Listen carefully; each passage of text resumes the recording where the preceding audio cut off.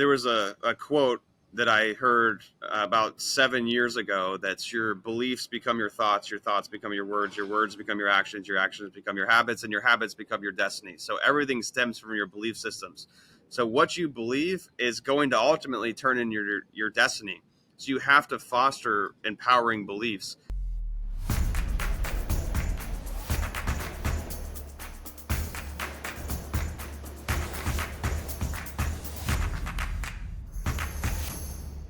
Welcome, everybody, to another episode of Amplify Your Business. Today, I'm talking to Jeff Sekinger. He is the executive chairman over at 0%, as well as a founder and CEO of a number of other companies. And so I'm really excited to have Jeff on the show today because he's got an incredible story, basically, rags to riches in a lot of respect. And so we're going to dig into that and what it is that he did to accomplish what he's accomplished thus far, as well as what are some of those lessons, some of the key takeaways that he learned along the way that could help other business owners like you listening today.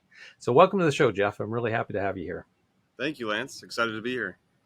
Okay, so right off the top, Jeff, I always like to ask everybody just with some bulleted points here in terms of what are 3 things that you think every entrepreneur needs to know as they're growing their business that you've maybe learned along the way of growing your businesses? Yeah, the first thing I would say is the business is typically a reflection of the owner.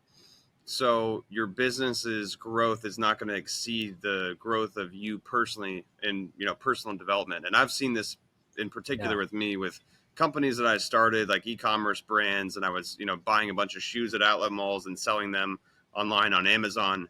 And I could never get over certain plateaus because I had terrible habits back then and I wasn't, disciplined. So I always hit these plateaus, and I've seen that also in other businesses later in life as well. The second thing I would say is a lot of people try to start something that's very complex to begin when starting businesses. At the end of the day, businesses, at least for-profit businesses, are meant to make profit. So try to make things simple to start. You don't need to have a crazy website, all these business cards. I'm depending on the business, I'm pretty against opening up physical locations. If you can start, like, let's say you're going to go into the beauty business, right? Start some of your beauty products with inside of your condo or your house. Get some traction, actually generate some profit. And then once you have product market fit, then you go and you take further risk, because now you've diminished risk because you've proven the concept in the marketplace. And now you can take things to the next level if you want. So keep things lean and keep things simple to start. And again, you don't have to start some unbelievable, you don't need to be the next Google. Okay. You can hit, a first or a second base, and just, take your time getting to the place that you ultimately want to go. And then I would say, the last thing that people really don't understand about business is you can really make a lot of money on early stage companies, even without a great team. Typically under like $1 million a month. I mean, you're going to need team members and things, but typically when you're under $1 million a month in revenue, you aren't you don't have to build a really high level executive and leadership team. But right when you get, and you're really only focused on client acquisition, like the majority of the people that I speak to that are below $1 million a month, they're always asking questions about client acquisition. Once you get over $1 million a month, then you start to ask questions about talent acquisition and how can you recruit the best type people to help bring your vision to life and continue to continuously grow the company. So when you get to a place in business where you are truly a business owner, you're not working so much in the business, you're working on the business. Your job as a CEO and a founder is to project forward the vision for the company and align the product and overall business and culture with the company, and then hire the right people, put the right people in the right places, and then allow them to actually push the business forward. But when you're early stage, you got to wear tons of hats. You got to pretty much know how to do everything in your company until you start to get that leadership in place. Now, just to dig into that just a little bit more before we get into really the businesses that you have right now and what problems they solve. at what point, because the listeners don't know this yet, but you've grown from, zero to multi-million dollar businesses. And so when you're talking about that transition, right, from working in the business to on the business, at what stage of your businesses in the past were you able to make that transition, yeah, in terms of monthly revenue?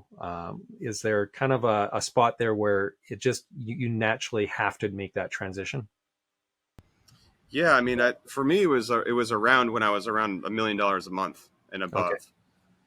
Because then you also have, I mean, depending on your margins and things, then you have enough capital to be able to hire the right people Yeah. that can actually operate professionally and have management experience and understand how to operate, a specific department and lead people and grow people with inside the department.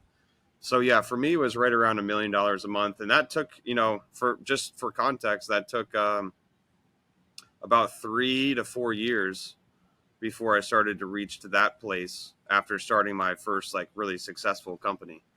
So yeah, in 5 years you can make really great progress if you're really really focused. But for me, it took about 3 to 4 years before I started to be able to like say, hey, okay, now I can step back and look at the overall company and work on the company and not specifically in this department doing this task, doing payroll, helping with accounting. Now you're shooting all these marketing campaigns and helping the media buying team and all Yeah. the things that early stage entrepreneurs have to do. You kind of get removed from that and you bring in specialists so that you can help the push the company towards the vision. Yeah, because this is something that, we all hear as entrepreneurs, right? Is that we do need to make that migration to working on the business instead of in the business. And the sooner that we can do that, probably the better success we're going to find. But I think where a lot of entrepreneurs get frustrated when they're not at that level is they feel like they are failing because they are in the weeds of their business, maybe a little too much. But you kind of have to be in those earlier stages of the business. You do have to, just like you said, Jeff, have enough revenue to be able to pay for those people that you need then to be able to manage all of those aspects of your business in your absence of being in the business, right? And so that you can really focus on the growth of it. And that's oftentimes a really difficult place because you kind of have to, it's that what comes first, the chicken or the egg kind of scenario, right? Where it's like, okay, how do I find the time to work on the business when I'm in it so much, but how do I grow it to a point where I need it to be so I can start working on it instead of in it, right? And so it's a real difficult conundrum at times. Yeah, and if to echo what you said, you have to be willing to wear every hat in the company. You have to understand what's going on before you recruit people to do the things that you were doing, or you won't even know what they're doing and if it's right or if they're being efficient or if they're the right fit for that specific role. So yeah, early stage you cannot avoid. I always think it's a red flag when someone's like, yeah, I'm just trying to automate my company, and it's Yeah. like, how long you been working on it? 6 months. It's like, why are you trying to automate your company already? Like that really does. You're not going to reach the potential that you could if you actually worked in the company. You understood all of the details that it takes to get the company to a place where it can really grow on its own. Because Yeah. that takes significant time. But I would say to find those people, you gotta recruit people based on your mission, vision, and values, and make sure that the people that you're recruiting are bought into those things and live by the values. If they don't, even if they are a good fit for that technical position, they're not going to be with you long term. They're going to move to a different company. They're going to get pulled off. If you start doing well, competitors are going to try to pull your employees away, or they're going to get sidetracked, or they're going to go start their own company. So they have to understand what the mission and vision is and feel like they've got purpose inside of that mission and vision to stay with you long term and help you grow. Yeah. Yeah. Okay. Awesome. So, what the audience doesn't know yet is that your business 0% is really about helping businesses with financing in those, oftentimes in the early startup, early stage kind of state of business. And so you've got a ton of experience working with other businesses and observing what's going on there. But let's talk a little bit more about 0%. Can you explain a little bit more what sets you guys apart, what problems you're trying to basically solve for your audience, and who your audience is? Who's your ideal Yeah, customer? our biggest goal is to empower people to ultimately do what they want in life and to be able to have, live life on their terms. And a lot of the times you can get that through business. And when you start a company, it can be a very fulfilling company if you actually align that with what you value in life. And what we do specifically is we help people jumpstart their companies. Most people don't start because they don't have any type of capital to be able to fund the initial, small things that they need to do. So we come in from a consulting basis, and we're not a direct lender, but we underwrite our clients' credit. So any client that's looking for like Mm. 50 to like $300,000 at a low interest rate to start or scale a company, that's specifically the niche that we help, is the early stage entrepreneur that needs capital, and they want the best type of capital to be able to start that company so they can get some momentum and head in the right direction. And then we provide some education around business and things like that. So it's really the early stage entrepreneur that's typically, within the 0 to 3 year range, and they're just looking to either start or scale, a smaller company. Okay, excellent. Now, give me a little bit more background, your personal background. How did you become an entrepreneur? What got you inspired into starting into the business world like you have? Yeah, that's quite a lot of things, and I've had a lot of time to reflect on it to try to understand, because I do feel like I'm a pretty different person. I've had a very unconventional path, but early on, I mean, like my grandparents were blue collar workers working in the pet shop. One was a bus driver, Hmm. and then on my mom's side, my grandfather worked at GE and some basic roles. Then my parents were white collar, and then they ended up starting companies. My dad started his first company, I believe, when I was like 5 years old. Okay. So I got to see my parents work really hard. I understood, what my grandparents, career trajectory was. And then I got to see growing up my dad like starting a company, and then my parents got divorced and 2008 happened. And at first, the company was doing pretty well. Then it wasn't doing too well. Then my mom ended up starting a business, interior design in real estate, right before 2008. So that didn't Oh, work out super well. yeah. So, and that was right after they got divorced. So I got to see like what money brought and what a lack of money also brought. And I Mm. realized that not having money was more stress, and I felt less secure. So from an early age, I think I related having money to feeling more secure and having less stress and having just, a better life all around. So I think that's what programmed me early on. I mean, I was cleaning baseboards for 25 cents a room. I did the lemonade stands. I sold baseball cards. I started a landscaping company. I sold shoes on Amazon. I was always doing these things to make money. And then unfortunately, but honestly, fortunately at this point, but when it happened, it was an unfortunate circumstance. But I got injured in football, and I tore all the muscles in my ribs. Like I was chasing a receiver, I hit my feet against his feet. It got tangled up. I put my arm out, and my arm like extended all the way back, and it pulled all the muscles in my ribs, and that dried with blood, and it was really painful to breathe or walk or move in any direction. So they prescribed me Percocet, and I ended up getting addicted to that for about 6 years. 4 of those years, I was actively trying to quit.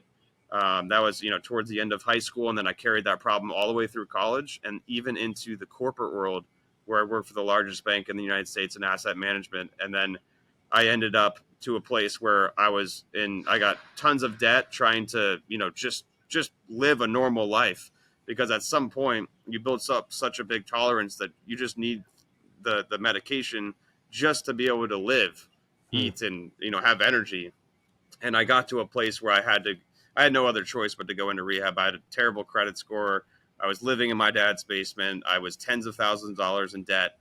And I finally accepted the fact that I needed help, because I was always trying to do it for 4 years on my own. So then I went to a place to do an assessment. They said, "Hey, you're too sick. We can't take an intensive outpatient, which is also called IOP."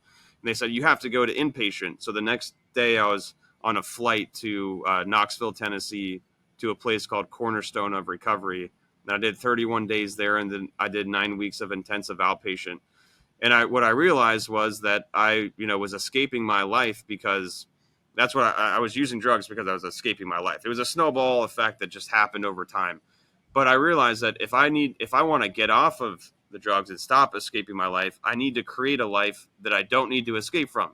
And I Yeah. do that by aligning my career with my highest values, which was I learned from a guy named John DeMartini, taking a values determination test where I realized that my highest values were freedom, options, and choices to like live where I want to live, wear the clothes I want to wear, be around the people I want to be around. I wanted to see impact on people, and I wanted uncapped earning potential. And I didn't have any of those in corporate, and I likely was never going to have those in Mm. corporate. So I just realized, hey man, I gotta leave here, but I can't really leave here because I've got a terrible credit score, and I can't really do much of anything until I get out of debt. So I ended up starting a marketing company with another very early stage entrepreneur that I actually knew briefly in college. We ran ads for chiropractors, doctors, dentists. We made a few $1,000s a month. That was enough to give me a little bit of a cushion and breathing room. And then I was at that time, even while I was running that company, and I quit JP Morgan, even with a lot of debt, because I just knew that I was meant for something bigger than what I was doing. Mm. Then I started to teach on personal branding. I read a book called Crush It by Gary Vee, which is all Mm. about building your personal brand. And I'm like, Yeah. hey, I have credit issues. Why don't I just fix my credit myself? I'm going to self-educate. I'm going to go through all the trial and error to figure this out. I figured it out. I brought my score from a 524 to a 793. Started to teach everything that I did with credit. I moved some of my bad debt over to a business so that my utilization came down and I was able to have a higher credit score. And then we scaled the marketing company a bit more. And then people just started to ask me through my personal brand, do you have something that I can buy? Because what you're talking about is extremely valuable. And I'm like, no, I don't, but I could probably create something. So I created something, and then Yeah. I made 5 grand the first month. Then it went to like 12 grand the next month. And then it just really quickly snowballed, and it was really unbelievable. So like, I think it was like within 6 months, I made 6 figures in a month. Yeah. So it was pretty unbelievable. So then everything snowballed from there, and now I have like three financial brands and about 85 people working full time for me. I have a hedge fund that has 85 million under management. I've got a company for traders that we have over 3,000 clients. 0%'s done tens and tens of millions, maybe even just over 100 million in funding for early stage entrepreneurs. Yeah. So yeah, It's it's been incredible. pretty crazy. Yeah. Yeah, yeah, incredible. And so you said it took about 6 months once you started selling something from that personal brand to break then the 100,000 per month then Yeah. level. And so that was mostly like training modules, that kind of stuff. Is that what it was? Yeah. Or Yeah. My first it was a digital product, okay, which I had at that point in time. I did to get to that level. I had a low ticket digital product that was started at like $97, and then I slowly bumped up the price to about $1,000, and it was all around like how to get your credit score up, travel hacking tips, mm, basic, funding of early stage companies, things like that. And then from there I went on to a consulting basis because then people were like, well, I did this and this, but I'm still having issues with this. And I'm like, okay, well, I don't know, pay me $1,000 for 2 hours or something. I just started throwing numbers out, and then that slowly increased. So yeah, it was all courses and consulting, and that got me to that specific level. okay.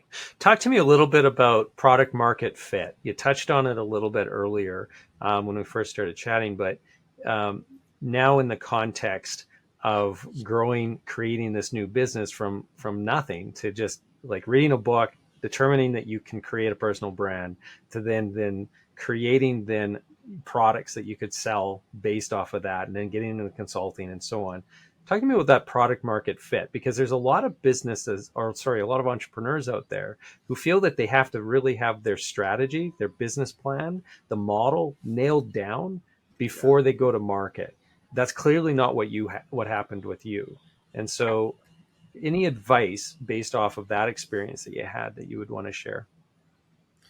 Yeah, so product market fit, at least for me, what I did to actually get that was I focused on building my personal brand first. So I had eyeballs, I had attention. Because at the end of the day, if no one knows you, they can't buy anything from you. If they don't know you, they can't flow you. That's what the rhyme that's always in my head. So I'm like, hey, we got to figure out, I got to get attention somehow.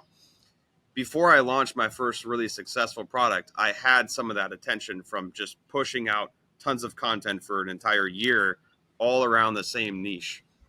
And I would pay other pages to like shout me out, like finance meme pages and other financial brands. And I ran a little bit of paid ads, but it was almost all organic.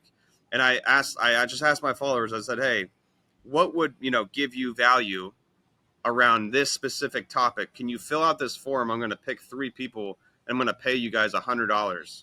So I posted a form just on Instagram stories and I got like several hundred responses on this form. And then what I did is I take the form and I put the form into a word counter, and then I find how many words are continuously being used. Mm. And I obviously look at the topics that they're saying, right? But then you find the topics that that your customer base continuously talks about and wants to hear and learn more about. You build the product around that, and then all of your marketing copy, you use the words that from the word counter that continuously come up, and now you're speaking directly to your audience. And that's how I was able to get really clean product market fit to start. But a lot of people, they don't do any type of market research, and they just throw out something and hope that it sticks, which, sometimes it does. But oftentimes it takes a little bit longer. There's certain things that you can do, like what I just stated, that helps with product market fit. But oftentimes it could take you years to get a really great product market fit. And you just got to be able to persevere and find the right, and don't give up when you have, a product that doesn't work, or you've got logistical issues, or, maybe the operations of the company wasn't all the way there, and you release something and you really screwed up the launch. Like there's going to be all these, problems that are unforeseen, and you can't give up. You got to persevere through it. And eventually, once you get a product market fit, it makes everything infinite times better. I mean, if you have a great product versus an okay product, a great product is how you're going to build an amazing business. It's if you only have a decent product and then, you've got a really good marketing team and a good sales team, that can work. But it is, I would say it's 5 to 10 times harder to run a company that has an okay product relative to a great product, because then Yeah. you get referrals and a recurring business, and you get better reviews, the culture's better, your employees want to stay there longer. There's all these indirect things that happen when you have a really great product. Yeah. Yeah. So I love the fact that you were using the data in those early days, the keyword data essentially, to really refine the content, then to make sure that it was personalized to what the people wanted to hear. Right. Yeah. So that's brilliant that you had that insight to be able to do that right off the start, or instinct, maybe more appropriately. The other thing, just so our listeners have another hack here in terms of trying to really figure out and identify what that product market fit is, in addition to listening really, really well, like Jeff is doing, what I like to do is encourage people who are creating a new product or a new service is to test it by just doing a simple landing page and actually marketing it. So just throw, a couple $100 into Google ads or Facebook ads, whatever you want to do, and drive traffic over to the landing page and see what percentage of them are actually going to click through from that ad, because that's a first element in that. Are they interested or not in this? But then actually try to sell what it is that you have. So if it's a course, as an example, well, then have that buy now button there and see how many people are clicking through on that and completing the purchase.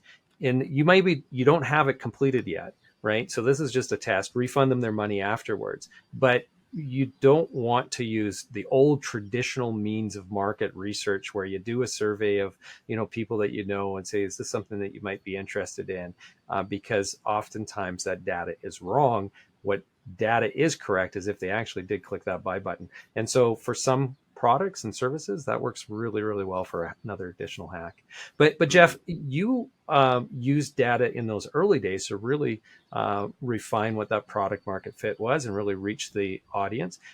How are you using data now to really inform and grow your business? Because I think there's so much data available in today's digital world that there's a lot of entrepreneurs that really need to understand how to take advantage of that better and really leverage it for growth.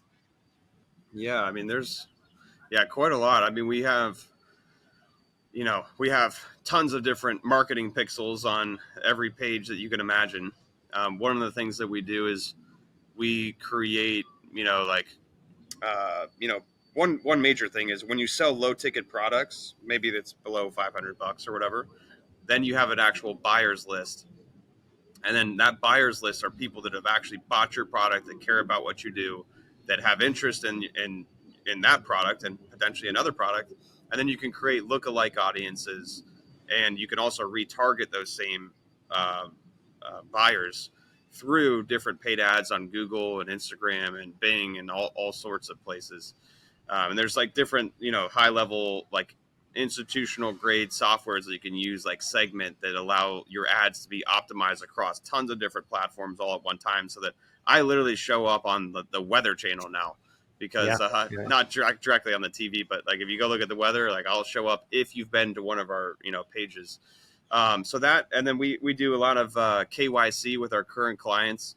So we figure out, what type of client are they? Where do they live? And maybe there's specific pockets of certain cities where like a lot of our clients are coming from. And then we can geo target that area and have more targeting around some of our paid advertising in that area. Cause we're like, hey, these are the ideal clients right here. This fits our client avatar. Let's start to put more marketing dollars behind that specific area. So getting like addresses, that can go a long way. Getting different types of niches within inside of business or in careers. We ask our clients what they do for a living, roughly what their income and things are, so that we can understand, okay, maybe there's a segment of doctors that are really great clients of ours. Let's now run certain types of ads and funnels that speak directly to that segment, and then we can target based on that entire list of all the doctors that we have.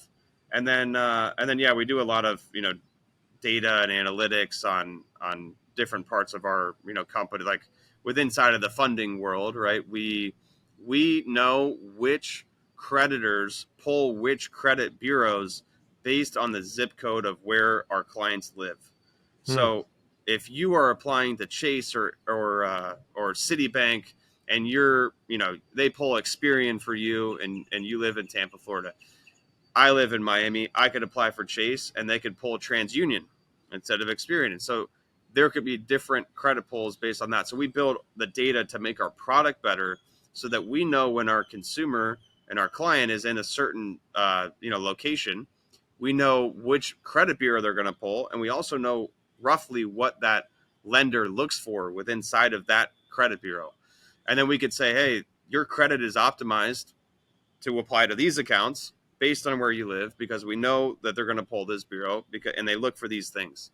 That's So brilliant. Yeah. yeah, we do that. We've done that over many years, and then we even have like a map where we can see like visually where which creditors are pulling in which areas. Yeah. So that's just one example, a few Yeah. examples, I guess. Yeah, yeah, totally.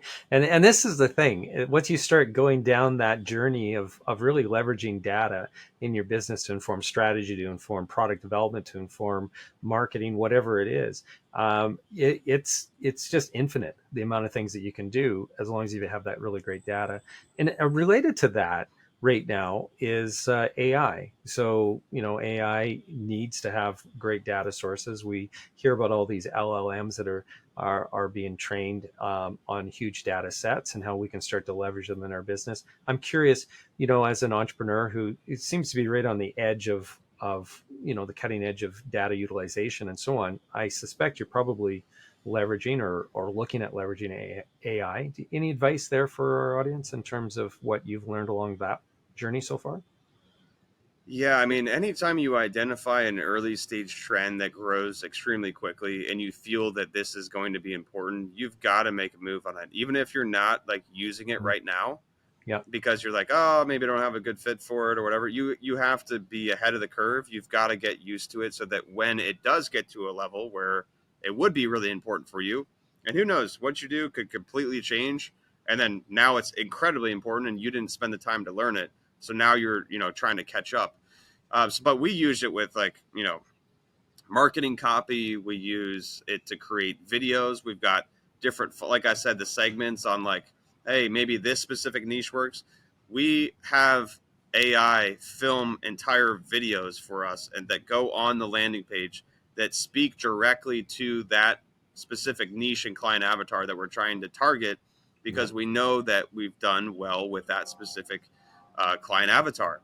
So instead of having our, myself or our brand manager, or any of our content creators shoot that video, we can spin up that video in a matter of 5 minutes and not have to take it through editing and all these things and run it on a page. And then we can get some initial tests done to see if it's something viable. And then we can make the video better if we want to in the future.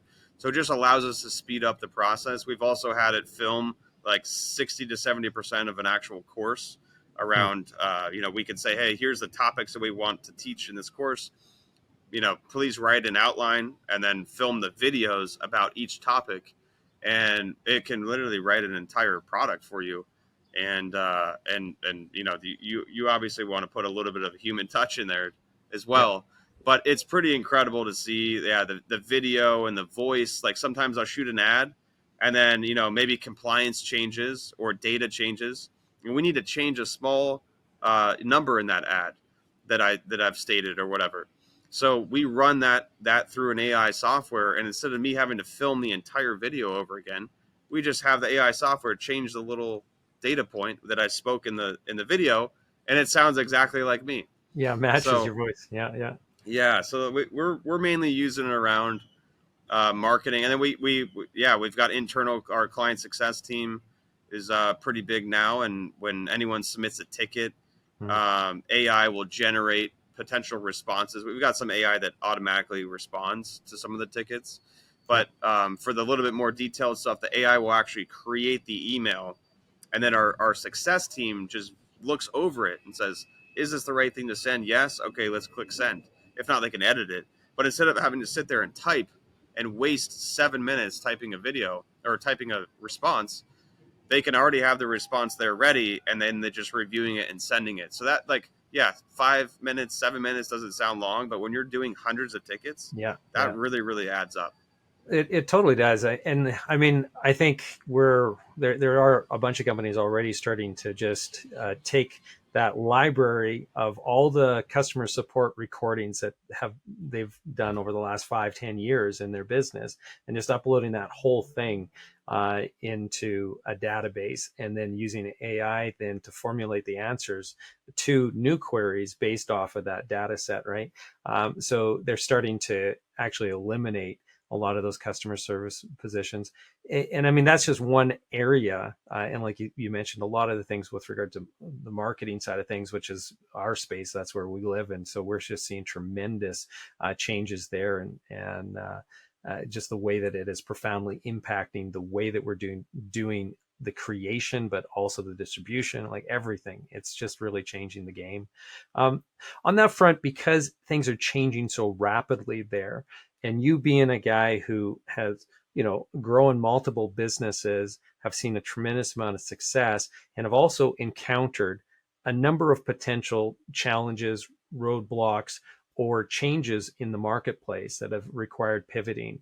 um, how do you counsel other entrepreneurs to deal with this AI, which right now is a great tool for us to do better or do more within our businesses, but it's also going to be potentially a business killer, a segment killer almost for a lot of businesses, I think.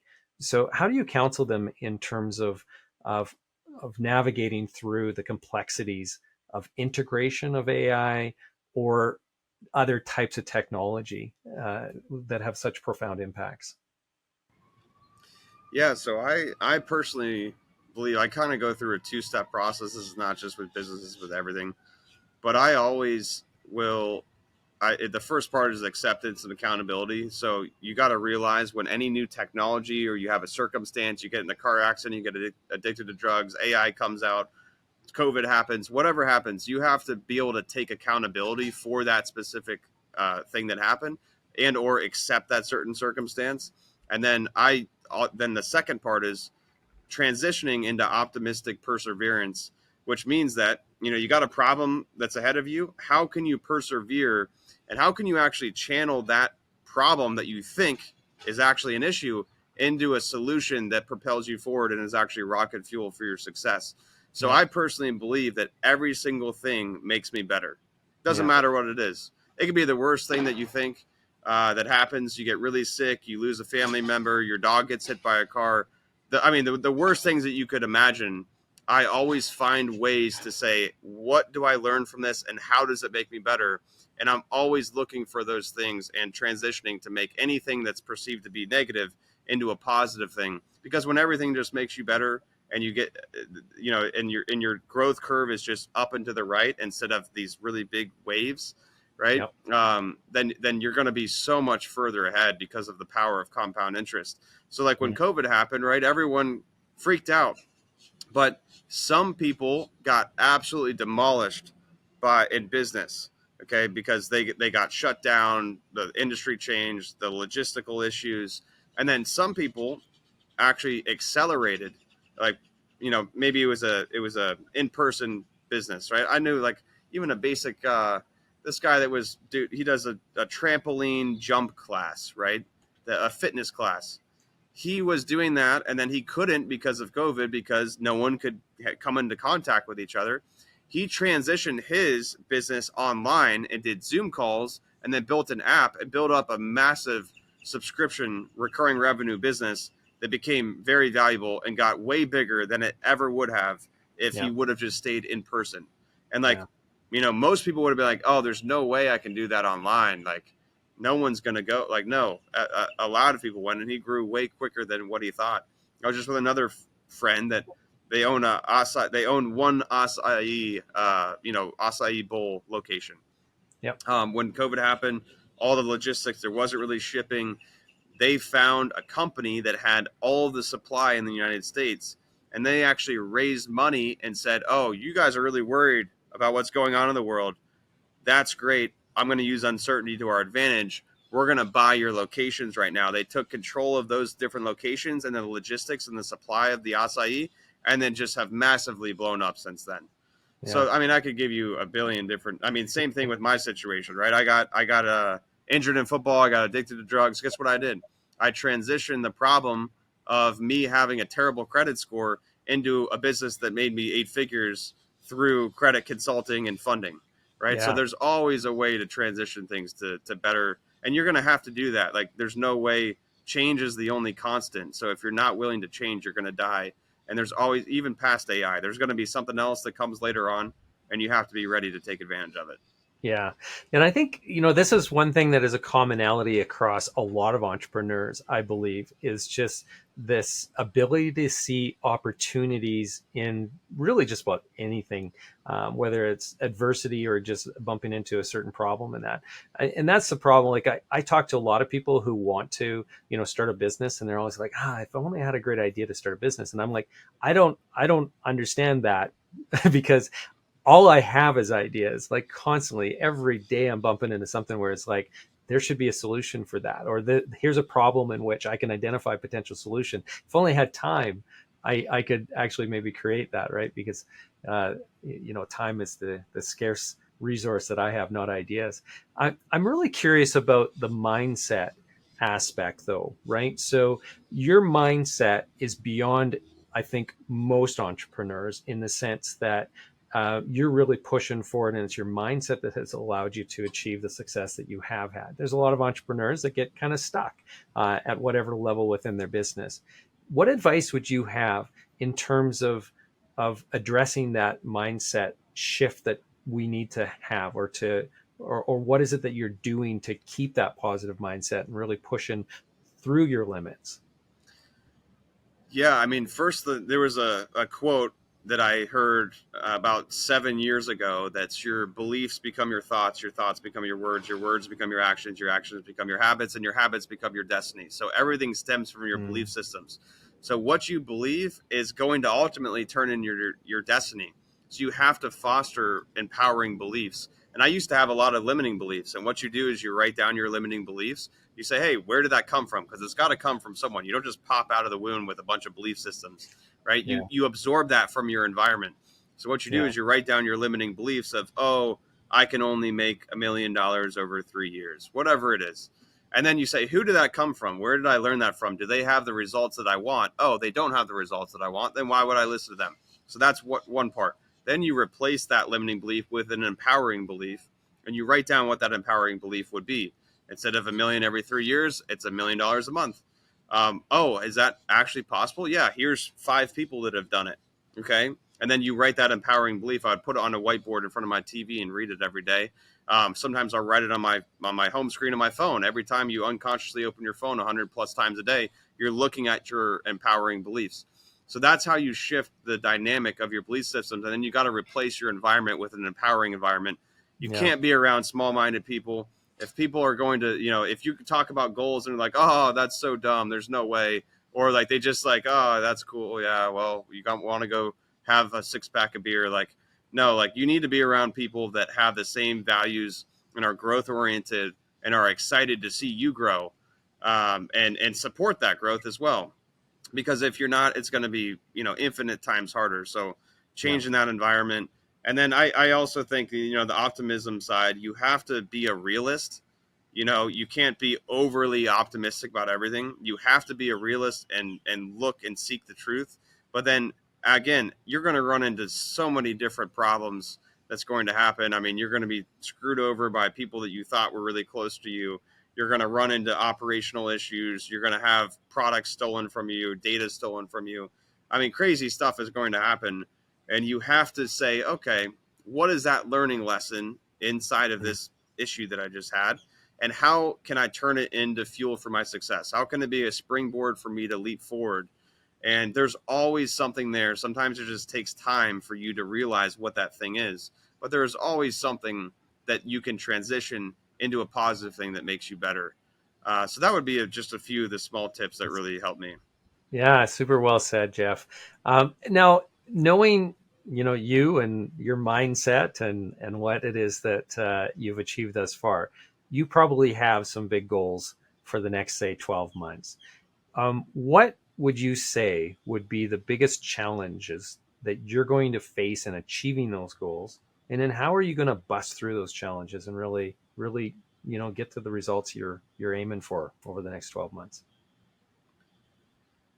Yeah, I mean, I've got some big revenue targets for our retail based brands, and Yep. and then I have a big assets under management goal for the fund as well. And the main thing with where I'm at now is I know that it's possible to hit the specific goals that I'm setting. It's definitely not an easy thing to do, but for me, like with where I'm at right now, I've proven the product works and the product fits the market, right? So I'm over that initial stage of trying to figure that out. Yep. Now it's just, how can I get great people to be bought in on our vision, that have a lot of experience, even more experience than me? Oftentimes they're smarter than me. Yep. How do I go recruit those people to help us grow and hit those targets? Because I can't do everything, and I also don't know how to do everything. So Yep. like I've always had a business advisor that I pay, often a lot of money, to help coach not just me but my leadership team. So what I need in order to hit those goals, a problem I'm going to have is that we're already facing. I mean, like, half of our leadership team is at a place where they don't have enough experience to get to the next level from where we're at now, because they've never done it, and they don't come from an extremely experienced position in management and growing a department where you have dozens of people underneath you. So now I'm like, okay, well, let me pay this guy tens of thousands of dollars a month to coach me and to coach my leadership team that has taken two brands, one at 30 million, one at 50 million, to multiple billions a year in sales. And he Mm. was the CEO. He wasn't the original founder of those companies. He was a CEO that took the company from, like, you know, several hundred or maybe 1,000 employees to over 20,000 employees, and took the business from tens of millions in sales to several billion in sales a year. So I know that I don't know everything. I don't have a big ego. I know that I need help. I need to continuously learn. Now, I personally have a lot to work on, but I always find people that have done what I want to do, and I recruit them, whether it's on a consulting basis or I bring them into my company to help us, hit those targets. So it's really just a people thing and a knowledge thing right now. Yeah, talk about huge value, right? And somebody told me recently, don't hire the person who's going to be able to do the job today. Hire the person who has the ability to get you to the place where you need to get to, right? Like who has done that before. So, you might have I'm just going to throw out some random numbers here. So you might have a $10 million company today, and you have a goal to get to $100 million company. Well, don't hire a controller who has experience working with $10 million companies. Hire a controller who has worked in a 10 or $100 million company, right?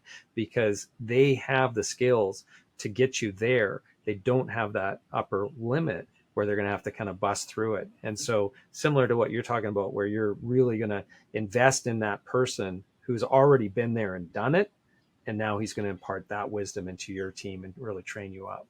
So Yeah. that's great advice. In terms of people who really find your story interesting or want to learn more about 0% or some of the other businesses that you're involved with, where should we direct them? What's the best way of reaching you or learning more about your businesses? Yeah, I would say if you want to learn more about my businesses in general, you can just look me up on any social media and shoot me a message there. It's just my name, Jeff Sekinger, pretty much on everything. And then if specifically around, funding and things, that's 0%.com with the number zero. And then, yeah, I could point you to any of our specific brands, but yeah, that would be the best place. It's just social media. I like to share a lot of tips and things online too, that just to help people. And I've got a book that's coming down the line too, but it can't give you an Awesome. exact release date. But I'll have some cool things that are dropping here pretty soon that should add a lot of value to early stage entrepreneurs. Really cool, man. Well, I appreciate your time today and you just sharing all these, real big rocks of knowledge here and experience for our audience. I think they're going to walk away with a lot of things that they can put into action, at least get Awesome. them thinking anyway about how they should be looking at their business, whether it's mindset, whether it's data, whether it's, just overcoming the challenges in their lives. So thank you for the time today, Jeff. I really appreciate it. Absolutely. It was fun. I hope it helps. Thank you, Lance.